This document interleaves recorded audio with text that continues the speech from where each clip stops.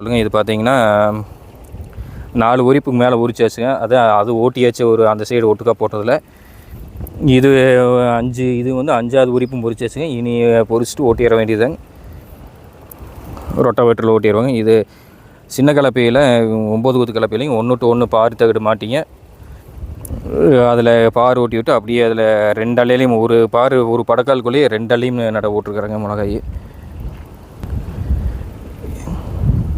மாதிரி போடும்போது உங்களுக்கு வந்து மிளகா நாற்று அதிகம் நட ஓட்டலாங்க.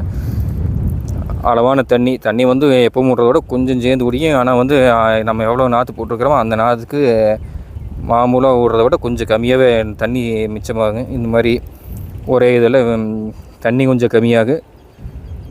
அதில் வந்து உங்களுக்கு பொரிக்கிறது வந்து கொஞ்சம் அதிகமாக பொரிச்சிடலாங்க.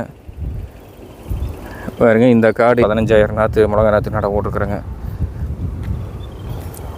போட்டு ஓரளவுக்கு நல்லாவே ஈல்டு எடுத்தாச்சுங்க. இதே மாதிரி நாங்கள் இன்னும் இப்போ இளம்பட்ட மிளகாய் நட போட்டுக்கிறோம். அதையும் உங்களுக்கு இந்த வீடியோவில் காமிக்கிறேங்க. பாருங்கள், இதுதான் மிளகா காடு. நான் வந்து இந்த சின்ன கலப்பையில் ஓட்டிகிட்டு போட்டதுங்க. சின்ன கலப்பையில் ஒரு வார் விட்டு ஒரு வார் ஓட்டி விட்டு அதில் ஒரே படக்கால்குள்ளே 2 சைடு 3 இருப்புங்க மிளகாய். பாருங்கள், இது என்ன பண்ணிடுறேங்க, படக்கால்குள்ளே வந்து ஒரு தடவை பார் ஓட்டின உடனே மண் ஒருக்க எடுத்து மேலே ஓட்டுறோன்னு. அப்போ தான் வந்து கடைசி வரை தண்ணி ஒழுங்காக போகும். இல்லைன்னா வந்து தண்ணி படக்கால் மேவி தண்ணி வந்து அக்கட்டால் போக ஆரம்பிச்சிருங்க. அந்த பார் ஓட்டின உடனே அந்த ஒரு வேலையை மட்டும் இருக்குதுங்க.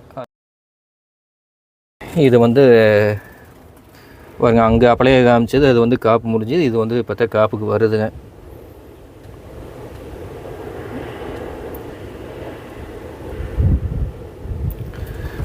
இந்த காட்டுலேயுமே இவ்வளோதான் காடு, இவ்வளோதானே. இதுலேயும் ஒரு 12,000 நாற்றுங்க. இதுலேயும் வரும் இந்த சின்ன பெரிய குழி ஒன்று, வரும் இந்த சின்ன குழி ஒன்று. இந்த ரெண்டுலேயுமே 13,000 நாற்றுங்க. ஏன்னா நாற்று அதிகம் முடிக்குது, அந்தளவுக்கு உங்களுக்கு வந்து மிளகாய் அதிகம் எடுத்துக்கலாங்க. அந்த அள்ளியில் தக்காளி நட போட்டிருக்குது. இந்த மாதிரி நட போடுறதுல வந்து தண்ணி ஓரளவுக்கு கம்மியாக பிடிக்குது. ஆனால் என்ன பிரச்சனைனாங்க, இதில் இந்த தலையில் உளுந்ததுன்னா உள்ளுக்கு கொஞ்சம் தண்ணி அடைச்சிக்கு. அதுதான் கொஞ்சம் தண்ணி உங்களுக்கு தண்ணி அடைக்காமல் சருகு ஒரு எடுக்கிற மாதிரி வரும். நான் இந்த பக்கம் என்னென்னாங்க, செடி வந்து பெருசாக உயரம் வராது. அதனால் இந்த மாதிரி போட்டுருக்குறேங்க. உங்களுக்கு வந்து நல்லா செடியை உயரமாக இருந்ததுன்னா உள்ளுக்கு வந்து காய் உரிக்க முடியாது. உள்ளுக்கு தண்ணியுமே உங்களுக்கு ஒழுங்காக வராது. அதுக்காக நீங்கள் வந்து அந்த பெரிய கலப்பையில் கூட அந்த மாதிரி போட்டுக்கலாம். இது வந்து இந்த மாதிரி எங்களுக்கு வந்து இதுதான் ஓகேவாக தெரியுது. அதனால நாங்கள் இப்படி போட்டிருக்குறோங்க.